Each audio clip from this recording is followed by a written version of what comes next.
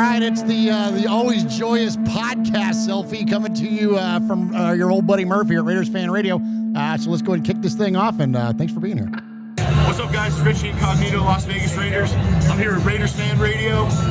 Let's go, Raiders.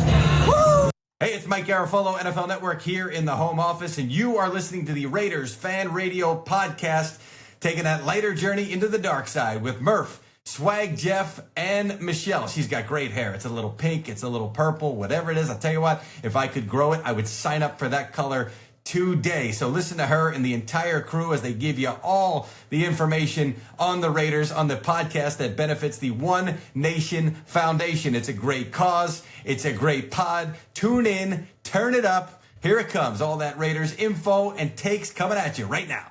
Jackpot, baby. Raiders Fan Radio. Oakland, L.A., Oakland, Vegas, Raider Nation, wherever, forever. You got your old Uncle Mosh and Raiders Fan Radio from Murph's Man Cave, taking a lighter journey into the dark side. Sit back, put your feet up, pop a top, and enjoy the ride. Here we go! Look left, look right, a leaping pass, touchdown! We miss you, we love you, and we'll see you in the Hall of Fame. When you have great coaches, then after you have great coaches, you get great players. You have a great organization, and you tell them one thing: just win, baby. Way up the middle, intercepted Filipiano at the 50, time running down. Oakland football, and I think Oakland victory. The Raiders have scored on the most zany, unbelievable, absolutely impossible dream of a play. Well, I love this team. I think this team can win. I think this team can win. You are listening live to Raiders Fan Radio. Take it away, guys. Why, thank you, Brent Musburger. What is up, Raider Nation? Your buddy Murf back once again for what I hope will be a fantastic episode of Raiders Fan Radio, a little podcast selfie coming to you as we've been off for a couple of weeks, but we had so many great emails and voicemails come in that I wanted to get those out to you because more of you and less of us is a good thing. And so we're going to knock out some voicemails and emails, and I've also got a couple of sound bites that we're going to play. A little bit of a draft primer, nothing crazy, because we're going to do our big draft show. Not that any of the three of us are draft experts, for crying out loud, but we're going to do our draft show on the Wednesday before the draft. So our normal time that we go live, if you care to visit, it is 4 p.m. Pacific, 7 p.m. Eastern. That is here on the YouTubes. That is youtube.com/Raiders Fan Radio. And so we'll be live. We'll be going to do our normal show, and we'll see you all there in the chat room. We can't wait for that. It's going to be a blast. And I don't think we're going to do anything live during the draft. Everybody that's got a YouTube channel will be live during the draft. So typical Raiders Fan Radio fashion, we're going to swim upstream, and you probably won't see us on the YouTubes, but definitely we're going to be all over the social medias as we take in the draft, man. It's going to be a lot of fun. Guys, it's such a volatile scenario going into this stuff, man. And we're going to talk about it here in just a sec. But before I get to that, I want to thank everybody that's joining here for this pre-recorded version of Raiders Fan Radio at youtube.com/Raiders Fan Radio. Appreciate all of those of you that are in the chat, and appreciate everybody that's joining us on the audio podcast feed. You guys are killing it on the audio podcast feed. Thank you so much for that. That looks good to advertisers, and that helps us generate revenue for the One Nation Foundation, our nonprofit that we founded around this show because we realized we wanted to give everything away that we can make with Raiders Fan Radio. And we're off to a hot start. Just sent out our check to the folks at Raider Dad. And so excited to get partnered up with them again this year, and also Bolitnikoff, the Bolitnikoff Foundation, who we will be partnered up with later in the year, especially around their event, which is the annual Crab Fest. And so we get to present a check live there at the Crab Fest, and we thank you for that because it is because of your generosity, not what we do. We are just vessels. It's the generosity of Raider Nation, and we always make sure that Fred and Angela, Josh at Raider Dad, anybody that we donate to, that they understand that this is not coming from the three knuckleheads that occupy this cabin in the woods, that it's coming from you, Raider Nation. And so we love you guys, and thank you very much for your generosity. All right, without further ado, let's go ahead and jump into it, man. when are you guys going to talk about the Raiders? Right now, we're not going to give you any contact info. You know where you can find us. Just search Raiders Fan Radio all over any of the socials, and you can find us. I'm at _Murf on the Twitters there if you care to meet me there. Jeff's the same. Michelle's the same. I think hers is Hey, it's Michelle. Jeff's is _Swag Jeff. Like, you can find us all over that stuff. So so find us there, link up with us there, and we appreciate you for doing that. All right, so let's start off with sound bites before we get to these voicemails. First one I got for you. This is Kyle Brandt. So this is Good Morning Football. Sad to see Peter Schrager leave. Man, Good Morning Football is just a shell of what it once was back when we had the OG crew with Kate and Nate and Peter and Kyle. So Kyle's the last man standing. But here on Good Morning Football, he's got some pretty kind words about the Raiders. So let's check in with him. Something I have not said about the Raiders for a while. The vibes are really good. There's fresh air in the building. It feels good. You have trusted brands. You have people that we know, people we've been around the block with, people who have had success, the coach, the quarterback, the new owner. It all just feels good. And it feels like a commitment to adulthood. I don't think the Raiders will win the Super Bowl this year. I think they will put a really good product on the field. This is a team that has one winning record in the last 8 years. It's been bad. This is a team that was 4-13 last year. This is an organization that was swept by the West. They were 0-6 by the West last year. Okay, it's been rough. Now, 4-13, if a Raiders fan is offered right now 8-9 on the table this year, you double your win total, I think you take it. And the elephant in the room here with the Raiders, it's cool to see Pete and Gino and those guys I like and Brady. The elephant in the room is the AFC West. Right. Pete's done a lot of great things in this league. These four coaches are insane. I mean, it is one of the most interesting, one of the most successful collections of coaches in one division in history. And it's guys who are all like, pick one of these guys right here. Pick one of these guys who's going to fall on his face this year. You can't. Yeah. They've all won Super Bowls except for Jim on the far right. He's been to one. So it's very good. And I'll say this about Pete. For all the great things Pete has done, one of the things in his esteemed long track record, he is not the quick starter. He just hasn't really done it. Jim Harbaugh gets there immediately, he starts. Whether it's going way back with Pete, with the Jets, no. With USC, no. Even with the Seattle Seahawks, they were 7-9 his first year. The only time he's shown up someplace and immediately were winning out the gate, that was with the Patriots, but they were taking over for Parcells' Super Bowl team, which is a different story there. So I don't think Pete Carroll is going to be there for the next 7 years, and he's going to line up AFC West titles. We're getting the train back on the tracks. We have solid pros in Gino and Pete, and we need some more weapons. My God, do we need some more weapons, especially in that division. But it feels fresh, it feels clean, it feels responsible, it feels adult. There's no I don't know if Al Davis would love this because it's not crazy and motley and hair on fire and let's burn the roof down. It's just it's, dare I say, sensible and prudent. And I think right now for a team that hasn't won much this decade, I think it's smart. All right, there we go. So there's Kyle Brandt with some interesting comments there. So I take that in and I hear him, and he's not wrong, but I also think that we were prudent and sensible for a lot of years after Al passed away, and Reggie McKenzie came in, and he was forced to be. They were forced to heal that roster because, unfortunately, Al Davis did have his hair on fire, using Kyle's words there, at the end of his life, and so he was scrambling, doing everything he possibly could to put the best team on the field because he wanted to win again before he passed away, and we all got an expiration date, and, we can kind of sense when that's coming, and Al sensed it. He was getting up there, and so he was acting out of desperation, and I don't begrudge him for that, and people want to criticize Al and say that, he lost his fastball, and I've even said those exact words, but he was, whatever, a derogatory title you want to attach to Al Davis in terms of his mental state towards the end of his life. I don't think it was sloppy behavior. I think it was calculated. I think he was taking wild ass shots because he wanted to get something done before he passed away. I don't think that it was because he couldn't do it anymore. I think that he just was literally throwing everything against the wall to see what would stick. So anyways, all that said, that leads us to the Reggie McKenzie era where he had to repair the roster. We had no money. We had all these crazy ass contracts, all this dead money on the books. It was really tough to field a competitive team. So if you remember back, Reggie spent 3 years, just getting the roster into a position to where we were healthy. And then here comes Derek Carr. Then here comes Khalil Mack, Amari Cooper, Gabe Jackson, right?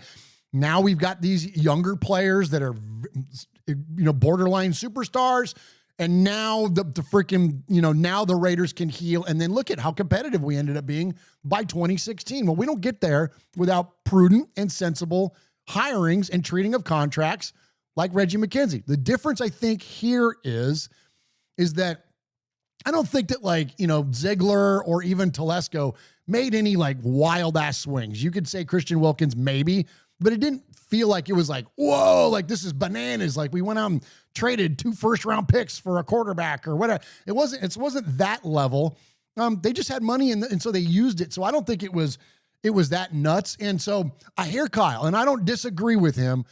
And so I'd like to take his comments in the context that, all right, we got a really smart GM, and he's going to do really smart things. And really smart things is not making crazy ass trades, giant contracts for players that are maybe not worth that money. That's not what this is going to be, because he's viewing it with a long-term view. Now, Pete, like Kyle said, Pete's probably not going to be a 7-year coach, but he'll probably be a 3-year coach. And I think Spytek's looking to this to be maybe his last stop on the GM, career path. And I think that if you would ask him in a candid moment, that's probably what he would say. So he's building for the entire future of this team while providing a competitive roster for Pete to get this thing back on track, get out of these 4-win slumps, and get us back into a 10+ game winning team that can compete in the division, win wild card games, that kind of stuff. So anyways, good stuff there from Kyle. Appreciated his comments there for sure. And so speaking of Spytek, let's go ahead and jump in with John as he talks about his philosophy when it comes to the draft. And we've talked a lot about that, about, how in Tampa Bay, they would move all over the board. And so here we've got this guy talking about kind of what his philosophy is. And this makes a lot of sense to me if you think about it. Certainly based some on need. Certainly it's based on the caliber of player that you're watching. And the ideal scenario is those two things match up. And then that's the perfect draft pick. But that very, very rarely happens. I think back to, to give a real life example of this, I think back to our first draft in Cleveland when I was there in 2010. It was a draft where we had conversations back and forth on Eric Berry and Joe Hayden and who the right pick was at that point, if they both were available. It turns out at 7, there was only one available. It was Joe Hayden, as Eric went 5th that year. But we had a safety in the 2nd round that we really liked, that we really felt good about. So I think ultimately, while it was really close between Eric and Joe, we felt like the drop-off from corner at Joe in 1 to what we would get in the 2nd round was a lot greater than the drop-off from Eric to a player named TJ Ward. And that's ultimately probably what we would have ended up doing had we had to make the decision. We did not, because, Eric got drafted by the Chiefs that year and Joe was there waiting for us. But that's kind of a real-life example of what's the right order to do this in. And it's got a lot to do with your needs as an organization, but also the players that you can kind of project might still be available at your later picks. All right, there we go. Good stuff there from Spytek. I love that philosophy, and I think that's where, obviously he's going to approach this Raiders draft in that way. So I think for us as fans to remember is that and that's where I think he wanted to get the flexibility of locking up the quarterback position, because now you can draft on position of need, but then evaluate which said player is going to be there. And if it's a tighter, so let's go with quarterback. Okay. So because I was wondering, with all this talk now, we're going to get to Shedeur here in a second too. So if Shedur's at 6 and so is Genty or whatever, I thought, well, shoot, you take your franchise quarterback there. But if on their board, they've got Shedeur here, and in a very, very close second is Jackson Dart or whatever, Will Howard, whatever, you guys know their names.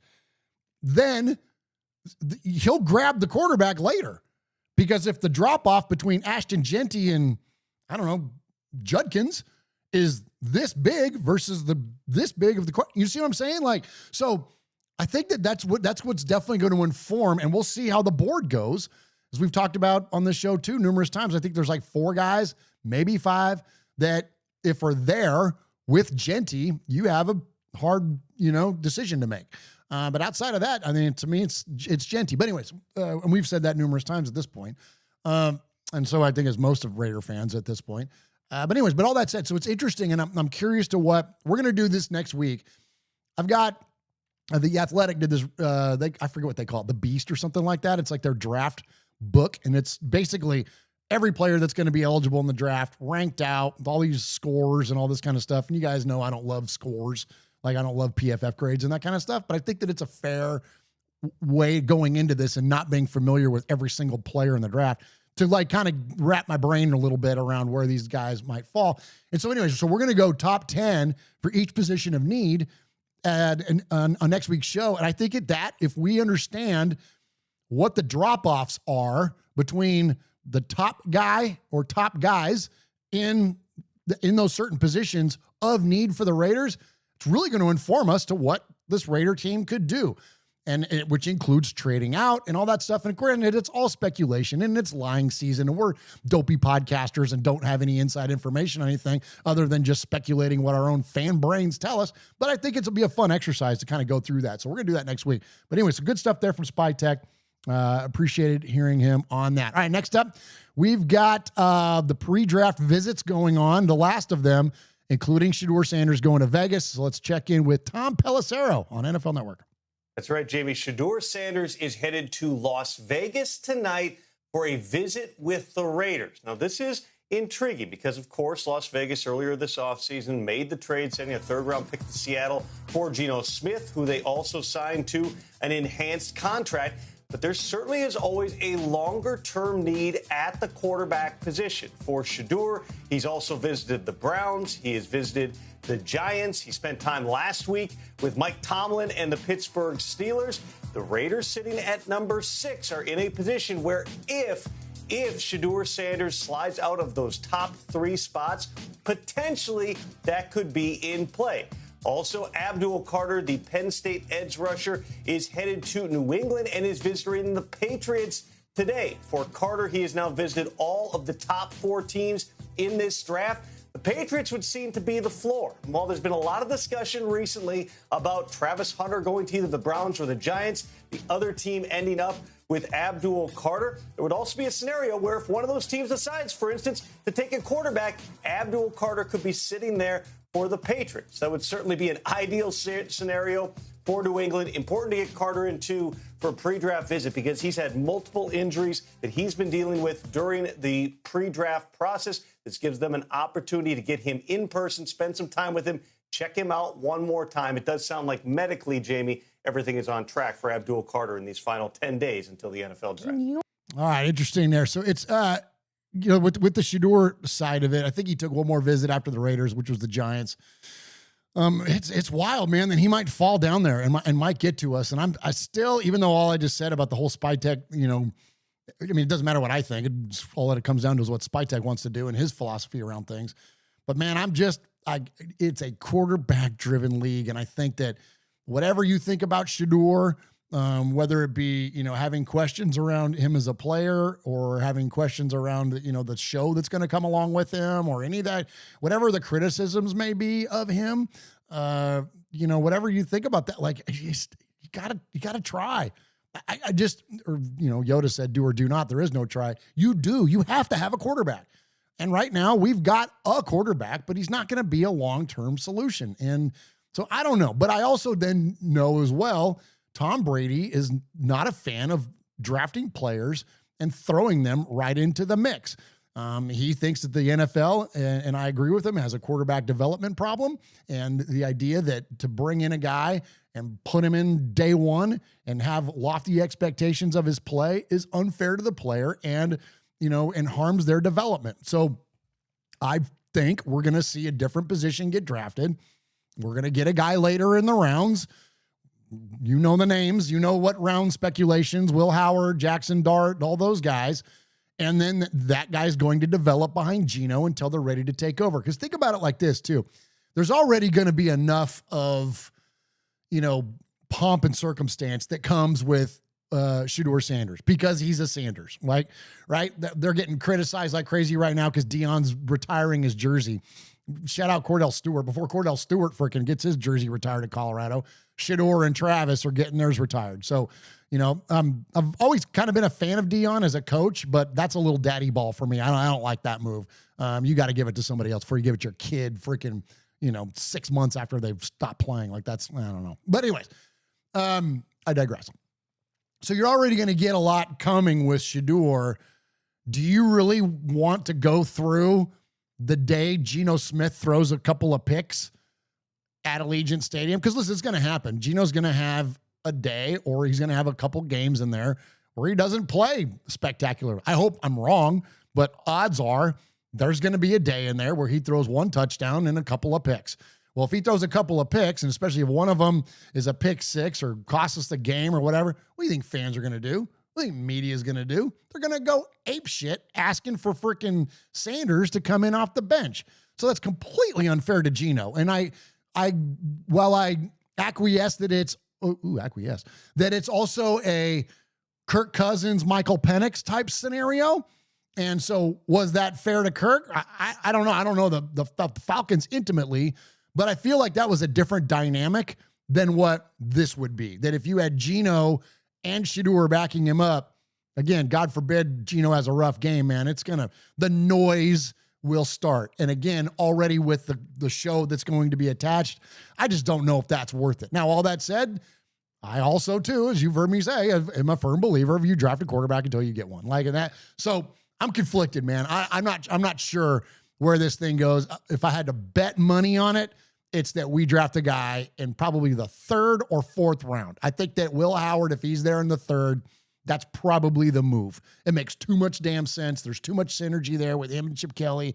Like, that's got to be on the freaking high on the radar. Like, it's got to be in there. I can't see a world where that's not potentially a thing that the Raiders are going to lean into. Like, it makes too much sense. So we'll see where it goes. I mean, it's going to be a lot of fun. We're going to have a lot of fun on Wednesday doing more speculation around this stuff, but appreciate all of those of you checking in today. All right, let's get to your emails and voicemails. Thanks to all of you in the chat room that are in there. Thanks to everybody. We appreciate you. You can find us each and every week on Wednesdays, 4 p.m. Pacific, 7 p.m. Eastern, with the best chat room, the best chat. I swear, all sports, man. They are the absolute best. We love you guys. Thank you for all your generosity, all the memberships, the super chats, the just, gifting memberships, man. You guys are just so nice, man. Your generosity is never lost on us. So thank you for that. Okay. Oh, let's see. Oh, I got to hit the sea of fans. See, I'm not used to doing this on my own here. Do I have the sea of fans? Well, this is no fun. No one wants to just sit and hear me talk. All right, well, the Sea of Fans mailbag. This is because more of you and less, I don't know where that damn thing is. More of you and less of us is a good thing. This is where we get to your emails and voicemails, and you can contact the show a multitude of ways. Not only live in the chat room, as I mentioned, but you can also join us by calling the show at 909-345-3346. That's 909-345-3346. Or you can email the show. You can email the show at show. That is SHOW at RaidersFanRadio.com. And those emails go to Michelle, and normally Michelle reads your emails. But since she's not here, I'm going to read the emails because this is a podcast selfie. So thanks again for doing that too. For those of you that don't know, just a little quick housekeeping. I can't stand doing these by myself. But I love it because I love you guys and I love talking about the Raiders. But I love just being like the singular face on screen. Like this show is at its best when it's conversational. And so I never want to feel like I'm just like talking at you guys or just being like, here's my opinion and listen to me and I'm right. I don't know. It just feels kind of weird to me. But anyways, thank you for listening for those of you that are out there. And thanks for those of you on the YouTube. So without Michelle, I read the emails, and the first one is from our buddy Vicky Everett. She says, "Greetings, Michelle, Jeff, and never the not least Murf. I am a paycheck to paycheck gal that unfortunately only has 2 jerseys, but I'm not happy with the way one of them speaks about our Raiders. I know it's supposed to be once a Raider, always a Raider, but if you were to display all of your merch on one wall, would you put Josh Jacobs up on said wall? Much respect to you and all of Raider Nation. One-time made maiden, formerly known as Vicky Everett." and she signs it, the Raider girl for life. Right on, Vicky. Yeah. Hey, listen, I've got one younger player's jersey, and it's Josh Jacobs, because as I've gotten older and players are, volatile in the jerseys they wear because they move around, and even the numbers they wear, like my Josh Jacobs jersey is number 28. So I don't buy a lot of younger players. I bought one for Valerie, and I bought a Max Crosby for Valerie, and you're going to see a lot of 98s in the stands this year, along with 89s. If I got a bet on who the favorite jerseys are going to be this year, I would say one of those two. But anyways, I wanted to have a jersey of one of the players that broke in the Raiders to Las Vegas. I wanted to have a jersey with this inaugural season patch on there, and so I bought a Josh Jacobs jersey, and it's cool. I love it. And yeah, I would proudly display that 28 jersey, especially with that patch on there. And so Vicky, man, throw that sucker up there. And you know what? And send us another email and throw your address in there, and I'm going to send you a jersey. You said you got 2 jerseys. Well, we're going to hook you up with one. I've got some extra Raider Dad jerseys. I've got One Nation Foundation jerseys. I've got some other player jerseys I'd be happy to share with you. So yeah, send me your email, and I will be happy to shoot you a jersey. All right, next up, let's see. This is from our buddy T-Hom. Greetings to Murf, Swag, Jeff, Michelle, and everyone in the fan cave. Oh, speaking of the fan cave, we're going to start the new fan cave soon. Finally. We'll have our purpose-built studio, so we're not sitting here in the cabin in the woods. So the draft is coming. And I think back to the Nashville draft and the look on Murf and Uncle Mosh's faces when the name Cleve Farrell was announced as number 4 overall pick. And I think back even further to 2009 and the utter shock across Raider Nation when Darius Hayward-Bay was plucked out of the lower rounds to go number 7. That is not going to happen this year. The Raiders are going to get a starter, and I predict will be someone who will make an impact. I think we all agree that Cam Ward will go number 1 to Tennessee. I could be wrong, but I see Abdul Carter and Travis Hunter going 2 and 3. I could be wrong. New England and Jacksonville are next. Will Campbell, a big tackle out of LSU, could be the pick, but this is the spot where I see New Orleans panicking and trading up to grab Shedeur at number 4. New England would have no problem dropping down to 9. Saints are wild. That whole Derek okay, hold on. I gotta vent this real quick. And I know you guys love it when I talk about Derek Carr. Anybody that was critical of the Raiders for the way they treated the Derek Carr situation, I think is a very valid opinion. I think we all agree, well, not we all, but most of us agree that it was time to move on. But the way they moved on was botched. Like, they could not have done that worse. Number one, not getting any value for him in a trade, but then ultimately having to outright release him. I mean, it just like it, and then not replacing him. And then, the solution to this was Jimmy Garoppolo. Like, it was awful the way that the Raiders handled that, mainly Ziegler and McDaniels, and ultimately led to their firing, if you think about it. So that said, those criticisms were fair, and that pales to the way that the Saints are handling Derek Carr. They convert $60 million into a signing bonus to have guaranteed for 2025 before you knew if he could play. What?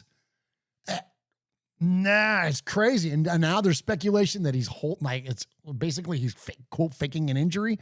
I don't think that's true. I don't think that's Derek Carr's character to do anything like that. But this is wild, man, that he freaking isn't going to be able to play. I mean, it's getting like the news is getting more and more dire every day about his ability to play in 2025. So yeah, I think the Saints I don't even think it's a panic. I think it's a must. It's a need, because if Shedeur, if there's any wind of the Raiders taking Shedeur or even moving to get him or whatever, again, it's lying season. We don't know the conversations that are happening, behind closed doors in the war rooms. They're going to move. They're going to make a move. So that's a good call out there, T-Hom. And it's going to, that's where damn draft, man. This is going to be a good one. At number 5, Ashton Jeanty will still be on the board and already be penciled into the Raiders. I see the Cowboys jumping up and grabbing that player at that spot. Interesting. So the 5 picks ahead of the Raiders could easily be Cam, Abdul, Travis, Shedeur, and Jeanty. If Jeanty makes it past the number 5 spot, either him or T-Mac McMillan, the receiver at Arizona, could be the pick. But here's what I would do. If I were the one making the pick, I would select Will Johnson out of Michigan, unless Shedeur is still on the board. If he is, I would contact New Orleans and see if they would be interested in moving up. But my price would be number 71 in the pick, and then he goes on to that. My round 2 pick would be Travion Henderson or Demetrius Knight, the linebacker out of South Carolina. For the 3rd round, I'm going to throw out 3 names to consider. Jaden Higgins out of Iowa State, Savion Williams at TCU, Marcus McBow, the guard out of Purdue. And in the 4th, grab the quarterback. Ohio State's Will Howard or Riley Leonard out of Notre Dame, or pick up Seth Hennigan from Memphis in round 5 or 6. Finally. I can't wait for the draft, and I'm looking forward to Raiders season with at least 8 wins next year. It may not be the playoffs, but you never know. Love you, Raider Nation. Keep up the great work with the One Nation Foundation. Your faithful servant, T-Hum. Thank you, T-Hum.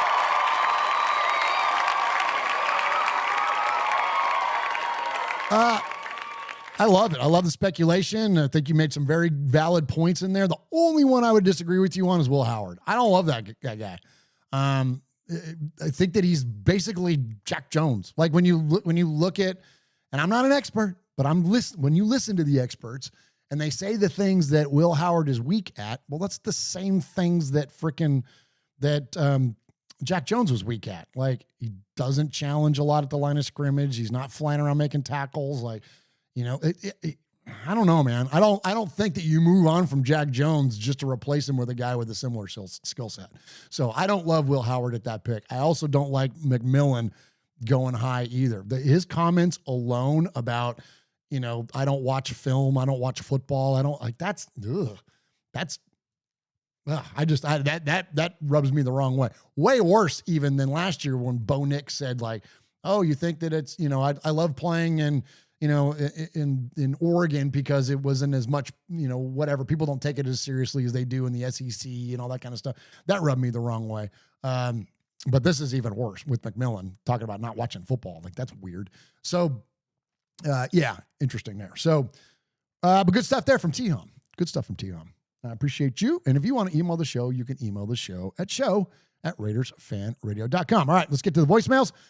First up, we got our buddy El Capitan Rafucho. Yo, what's up? El Capitan Rafucho here, Rafael Chassin, Captain Ralph, or you would call me. But I just wanted to tell you, shout out to the Raiders Fan Radio. And believe it or not, we're almost getting there at the month of April, which is not only is the draft day, but also is the World Autism Awareness Day. And I'm very proud to be one of the fewest Asperger's syndrome persons who not only is a content creator, but also he can call Raider games in Spanish. I know that I'm a modern day of, Harry Reese from Raiders Nation Radio, but I was just very important. I just wanted to say that, believe me or not, this trip is going to be really insane. And for the lovely God, for the love of Al Davis, Mark, to not screw it up, because we need to fill it out. All those wide receivers, running back, linebacker, all the defense, defensive, offensive. There's going to be a really great party, and I hope that Tom Brady and Trump's attack is going to be on the right place. So I just wanted to tell you, shout out to everybody else, Michelle, Murf, Jeff. Hey, I understand that Murf is an athletics fan, because I really understand, because I know that we're just feeling like the same connect, even though that you're an athletics fan, and I know that I'm a different team. So I just wanted to tell you, thank you guys, and of course, much love, much respect from my Capitan Fucho. Peace out. Raider Nation, let's go. Hey, nicely done.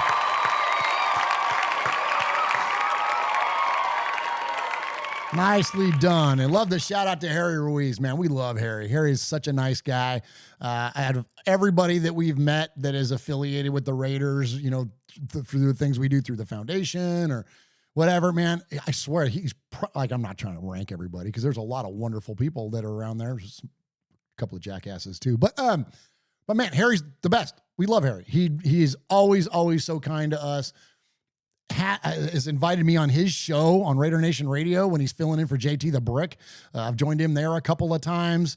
He'll come out to the Raider Dad tailgates. Like, he's just a sweet, nice man. And so I can't appreciate Harry Ruiz enough. And so thank you there, El Capitan, for shouting him out there. Much respect to Harry. All right, next up, let's go to our buddy Jacob in Fresno. Well, Jeff, Murf, and Michelle, it's Jacob from Fresno once again. And I got to tell you, at this point, I'm starting to get a little excited. Starting to scare me. You know, I think we've been doing a lot of really smart moves. We've got a lot of good value signings, and we're making just responsible decisions. That being said, we haven't gone out and, you know, really just flipped the team around and changed the roster into something completely different. We did do the two most important things. We took care of the head coach position. We took care of the quarterback position. So anytime you do that, your season's going to look drastically different. That doesn't mean you're going to go from where we were to being Super Bowl contenders, but we're going to be a much different team. And what I have to say is more of a, what would you call it, an observation that I found this week. That we've got Chip Kelly, Patrick Graham, and Pete Carroll all on the same team, same coaching staff. And I mean, twice upon a time, Chip Kelly was a head coach in the NFL, and twice upon a time, now thrice upon a time, we got Pete Carroll as the head coach in the NFL. And you say what you want about Chip Kelly, I think he was pretty good. He was revolutionary in his own right at one point.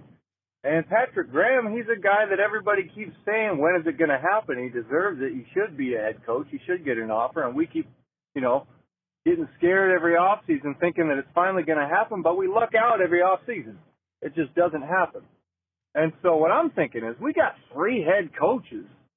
How can our team be anything less than successful this year? We got 3 head coaches, 2 of them are coordinators, and they're all coaching for the Raiders, guys.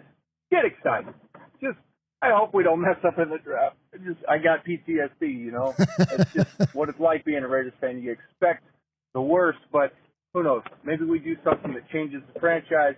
I love you guys. We're going to run out of time. You take it easy. Go Raiders. God bless. And all that good stuff. All right. Goodbye. There it is, Jacob from Fresno. God bless you, brother, and appreciate you calling into the show. And, I think it's a great point. And I think, too, if I could even build on that point, was that we came off a year last year where we had like 5 head coaches, right? We had a whole bunch of them, but they were all there to babysit the guy that actually had the title. And so, now that's not the case. And, we've got a guy that is demonstrated at numerous levels that he is highly capable of fielding and coaching a very competitive football team. And then you could say the same for Chip Kelly, is that he is responsible for fielding some of the most innovative offenses that we've seen in the last 20 years. I mean, it's just the bottom line. And I love his ability, Jacob, to be flexible. And I think that's something else, too, that's really unique about Chip Kelly, is that you got guys like Josh McDaniels who had incredible success in the league as a coordinator, and then they're stiff. Like, there's their way. And I can't stand coaches that are married to a system. Like, sure, you can be married to a way of approaching things, like that whole compete thing and those types of things, like a mindset and things like that. But when you're talking about the strategy of play, staying committed to doing things one way prevents you from being flexible to take advantage of the talent in which you have. And I think that that's what Chip Kelly does well. Have we seen tight ends go bananas in Chip Kelly's offense before? Not really, but guess what you're going to see this year? You're going to see a tight end go bananas because he's going to figure out a way to get him the goddamn football. He's not going to go all Luke Getsy or freaking, who's the other guy? Shanahan, and not throw it to him in the red zone. What did we see? 2, 3 collective times? There was only really one where Brock got into the end zone, and it was at the last game of the season where they threw to him in the red zone, and the only reason he got into the end zone was because he made it happen. How many times did we see, a back corner fade into the corner? You know what I mean? Like, you didn't see any of that kind of stuff. They weren't innovative in their ways to try to get him the ball. And you look at Josh McDaniels' biggest downfall, it was his inability to be flexible. And it kills me because every time you see a coach come in and it's like, here's my system and we're going to do it this way. And if you don't fit into this scheme, then you're gone. And then not only does it take forever to build a program because you got to acquire the talent to be able to fit your stupid ass system.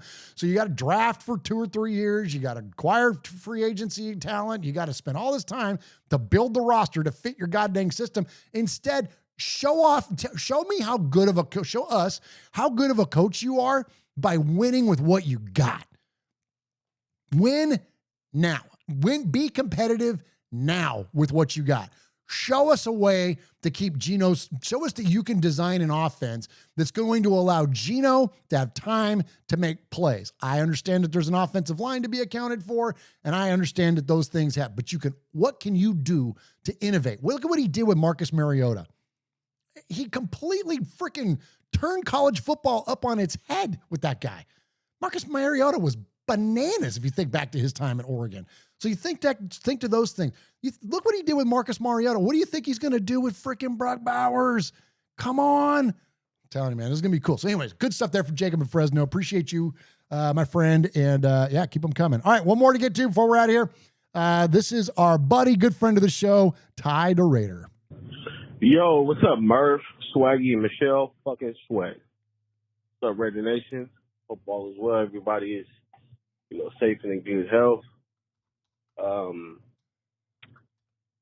First I want to start by sending my condolences to the family of Spotlight. I don't know if you guys are familiar with him or not. Fellow Raiders YouTuber was trying out the news he had passed away the other day. First I want to send my condolences to his family, and so I know, like, yeah, very, very sad news there, and much love and prayers and to the family. That's awful news. For sure, man. Life is short. I hope everybody kiss their loved ones, keep them tight, don't hold no grudges. Raider Nation, we're family and stuff. We all got to stick together, man. So I've been working on an email or phone call about my past draft takes, players who I had sleeper picks, of people who I had home runs, future Hall of Famers. And as I was going through the list over and all, I just realized, man, I fucking suck at this shit, man. I don't know what I'm doing. If you see me with a mock draft or anything, we're fucking doomed. Anything outside of Madden, do not take my advice for it. Because this shit is embarrassing. I don't even want to type it up, I had some people who I thought we was going to really make Lynn Bowden Jr.'s types, It's just shit. I had Blake Bortles over Derek Carr, so do not take my advice. So I'm just gonna sit this one out this year. I hope that whatever future Hall of Famers we get this year, I'm not even gonna try to guess because it's terrible, man. But, anywho, I just wanted to give a call and give an update on that bullshit that I was reading, that I was putting myself through. And analyzing things for no fucking reason. But, all love and respect. Hope everyone is doing all right. And shout out to Paul. I just seen some beans and toast and it made me think of you. So, yeah. Out. Oh, my gosh. Get up for Ty the Raider. That is fantastic. Yeah, man, I'm with you, brother. I'm not good at this stuff either. And that's why I always, with everything that we do, man, I always preface it with, I'm just a dopey podcaster in my bonus room hanging out, talking, about my favorite football team with my friends. And, heck, and Tyda and us have all hung out numerous times now. And it's a blast hanging out with him. But yeah, we just hang out and talk about the Raiders. And that's it. Like that's what this show is, because we're not experts. And so, but I love it that he owns it. Like, cause there's so many people, especially on social media and stuff now, like it's all about, they just want to be right. And they want to sell their opinion and tell you why. But like, I just love it, man, that you could just be candid and honest about like, yeah, I'm terrible at this shit. That was hilarious. And I'm right there with you, man. I'm not good at this stuff either. That's why I don't do mock drafts. Well, one of the many reasons I don't really do mock drafts.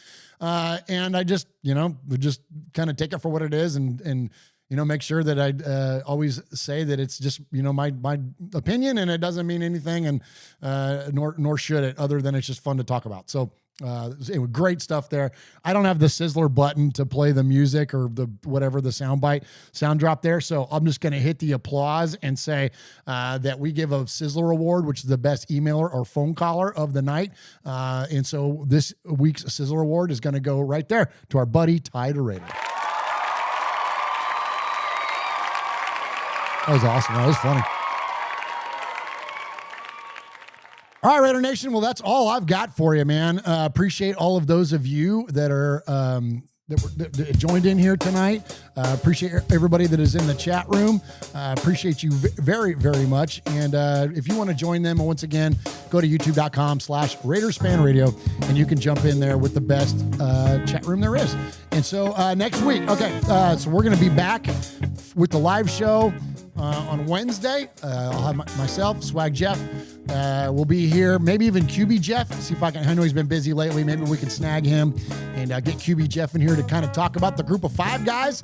Maybe some of the quote, I hate to use this term, but the quote smaller schools going into the draft, and what players could be available to the Raiders in higher rounds, lower rounds. I mean, our best player, arguably the best pass rusher in the league, came from a group of 5 school, came from Eastern Michigan.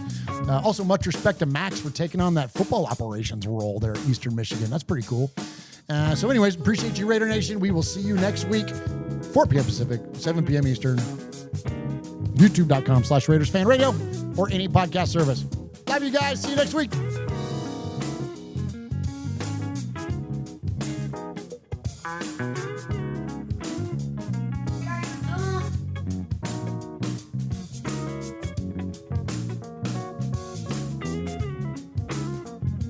As Jeff would say, goodbye.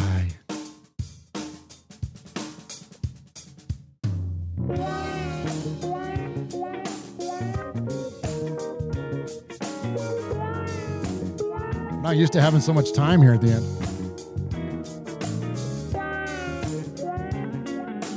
I don't know what to do with my hands.